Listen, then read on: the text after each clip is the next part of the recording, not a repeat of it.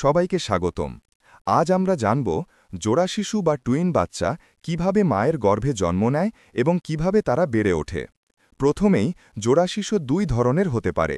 এক, অ্যাকুয়ান্ট জোড়া identical twin. দুই, দ্বৈত জোড়া ফ্র্যাটার্নাল টুইন। অ্যাকুয়ান্ট জোড়া হয় যখন একটি ডিম্বাণু ও একটি শুক্রাণুর মিলনে যে ভ্রূণ তৈরি হয় সেটি কিছুদিন পর দুই ভাগে বিভক্ত হয়। ফলে একদম একই রকম দেখতে একই জিন বৈশিষ্ট্যের দুইটি শিশু জন্ম নেয়। তাদের লিঙ্গ, রক্তের গ্রুপ, এমনকি মুখাবয়বও প্রায় এক হয়। অন্যদিকে দ্বৈত জোড়া তৈরি হয় যখন দুইটি আলাদা ডিম্বাণু ও দুইটি শুক্রাণু একসাথে নিষিক্ত হয়। তারা দেখতে আলাদা হয়, কখনো ছেলে মেয়ে মিশ্রও হতে পারে। এরা সাধারণ ভাই বোনের মতোই শুধু একসাথে জন্ম নেয়।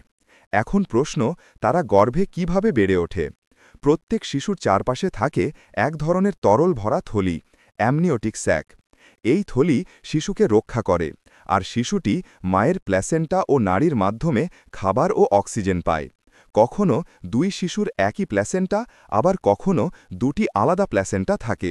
এটাই নির্ভর করে কোন ধরনের টুইন সেটা। জোড়া গর্ভধারণে কিছু বাড়তি ঝুঁকি থাকে, যেমন সময়ের আগে প্রসব, শিশুর ওজন কম থাকা বা রক্তের ভাগাভাগির সমস্যা। তাই এমন গর্ভে নিয়মিত ডাক্তারের তত্ত্বাবধান, সোনোগ্রাফি পরীক্ষা এবং সঠিক পুষ্টি খুব জরুরি। জন্মের পর দুই শিশুর যত্ন সমানভাবে নিতে হয়। পর্যাপ্ত মায়ের দুধ, টিকা, ওজন দেখা এবং সময় মতো ডাক্তার দেখানো। ঠিক যত্নে রাখলে জোড়া শিশুরাও একদম স্বাভাবিকভাবে বড় হতে পারে। বুদ্ধি ও বিকাশে কোনো পার্থক্য থাকে না।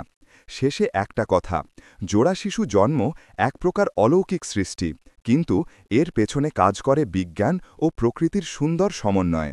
ধন্যবাদ। ভিডিওটি ভালো লাগলে অবশ্যই লাইক আর শেয়ার করুন। আমাদের চ্যানেলটি সাবস্ক্রাইব করুন নতুন নতুন হেলথ টিপস পেতে। আর কমেন্টে লিখে জানান পরের ভিডিওতে কোন বিষয় চান বা কী পরিবর্তন দরকার।